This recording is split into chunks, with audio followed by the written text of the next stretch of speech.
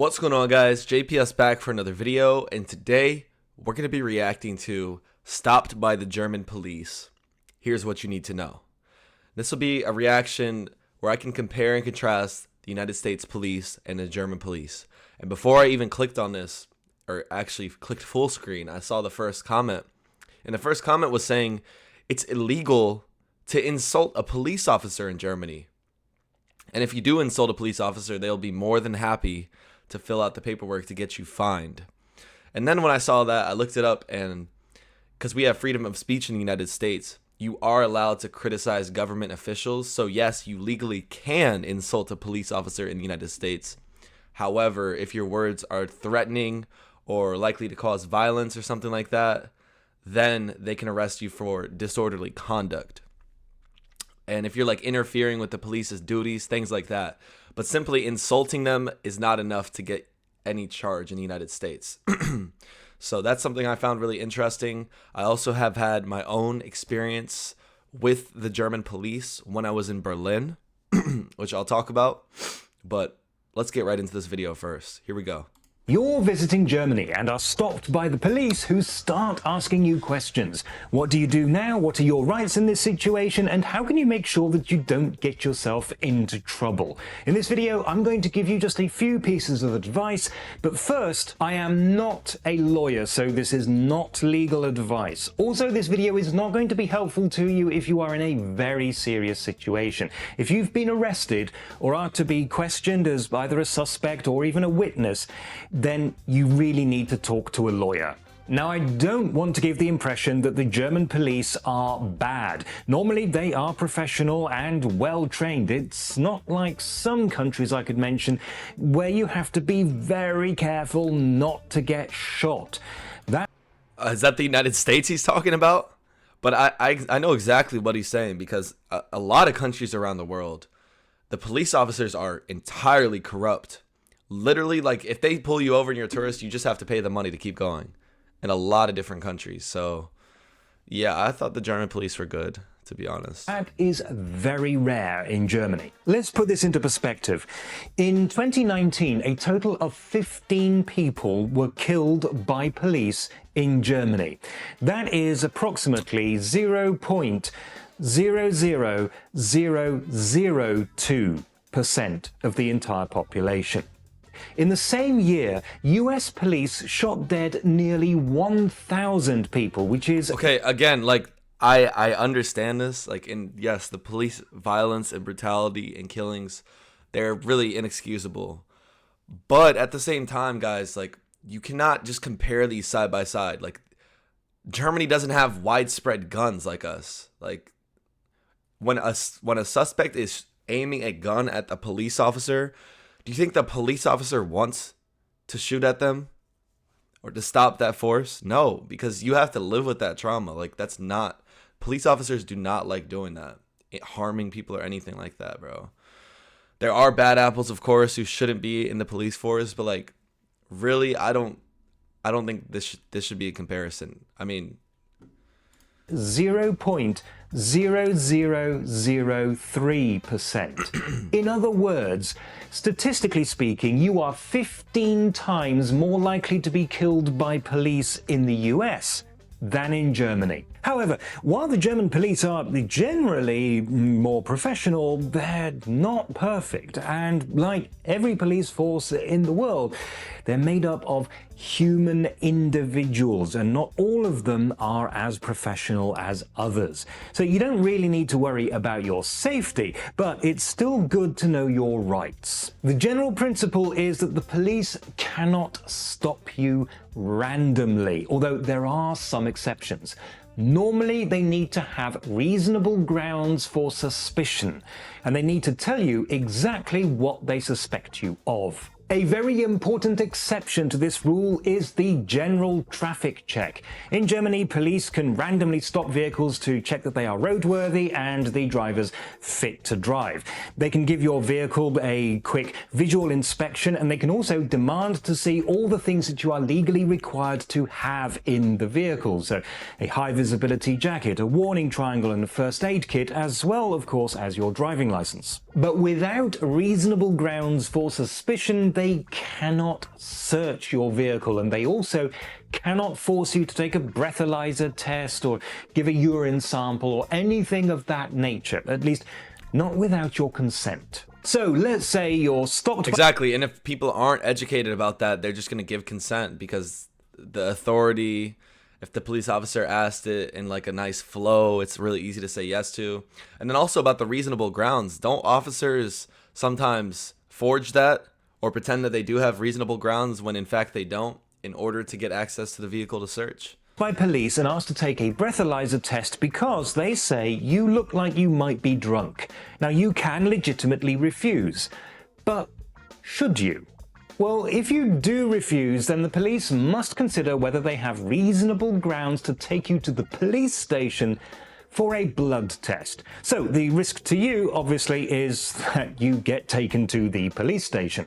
The risk to the police is that actually everything's fine, you pass the blood test, there's nothing wrong, and then they've just wasted a lot of time and money. You would probably need to make your own decision on that, but what some police officers do is to demand a urine sample on the spot, which is not just inconvenient, but also massively humiliating for most people.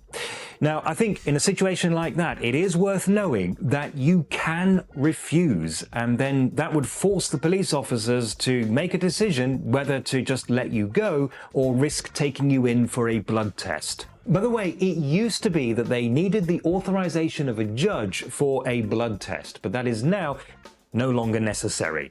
The second biggest exception to the no random stop. Okay, so if you refused the breathalyzer and did the blood test, and in the past they needed a judge's authorization, wouldn't that give a lot of time for your blood alcohol concentration to change from what it initially was at the initial traffic stop? Stops rule is if you're in a situation where there is a strong possibility of criminal activity or violence. So you might be at, for example, a demonstration or an airport or a railway station or a place where criminals are known to meet. The exact rules vary from state to state, so I can't be very specific here. But in these situations, the police do have the power to stop and search random people. Anywhere else, they need reasonable grounds for suspicion. Here is a concrete example. It happened a few years ago when I was still living in Berlin, and I just wanted to get from one side of Alexanderplatz to the other. But I was stopped by a police officer who wanted to search my bag. I asked why, and they explained that some politician was giving a speech of some kind, and that therefore random stop and search was in effect. If I wanted to walk across the plaza, I had to have my bag searched. Well, I hadn't planned on attending this event. But isn't that at the I didn't even know. That's at the discretion of the police officer. So are they kind of just saying he looks suspicious in the moment? I don't know, guys. I mean, that would be something he would have to infer. They would never obviously say that. But if they're stopping people of their choice, probably. No, it was on. I didn't want to fight my way through a crowd of people, and I certainly didn't want to listen to some firebrand politician I'd never heard of jabber on about how useless the government is. So I told the officer that I would really rather not be searched, thank you very much, and that I would find a different route, at which point he shrugged and said, fair enough, and it was that easy. Alright, so if you are stopped by the police, what are their rights, what are your rights, and what should you do? Well, if you're not actually being arrested, the police don't have too many rights. They can ask whatever questions they want, but the only ones that you have to answer are those to establish your identity, your name, date of birth, address, and nationality. The police can also demand to see your passport or ID card, and incidentally, you are legally required to possess at least one of those, although you don't normally have to carry it with you.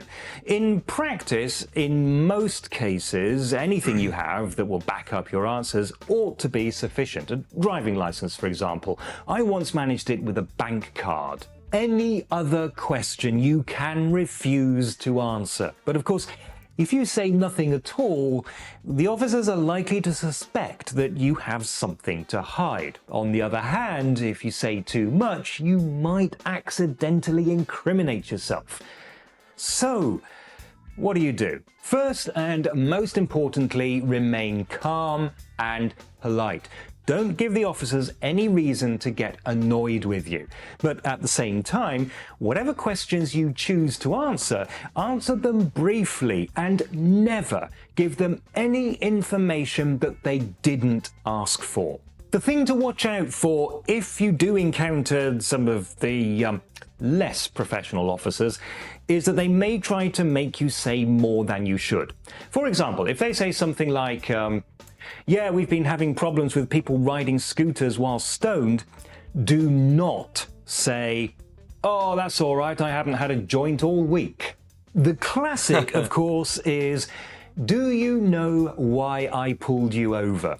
The only correct answer to that question is no. And that's basically it. The police don't have many rights, but those are like such probing questions. Like they're trying so hard to get an answer out of you, to incriminate you. We call that the Fifth Amendment.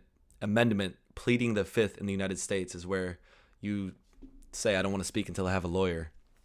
And it does make me upset thinking about that, because there's a lot of people who aren't educated about the laws or anything like that. So when they do get in a situation with a police officer, they're not equipped to handle that. And sometimes they do end up incriminating themselves or putting themselves in positions they otherwise would not have been had they known the laws a bit better.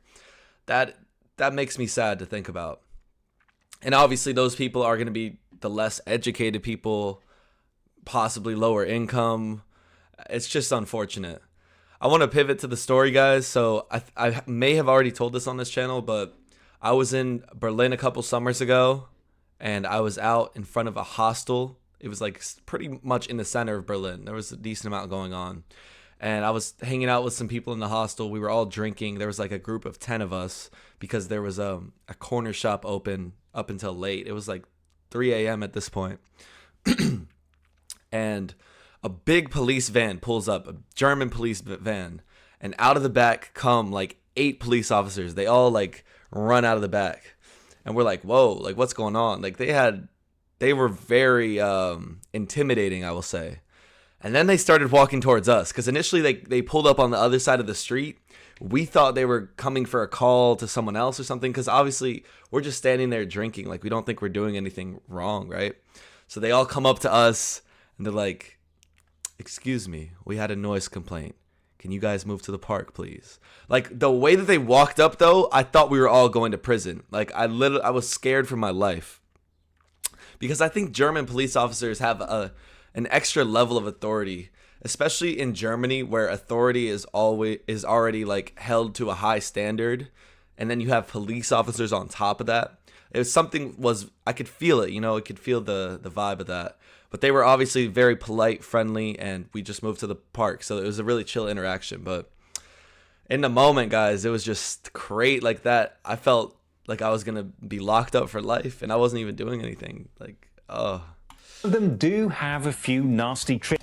The police don't have many rights, but some of them do have a few nasty tricks they can play on you.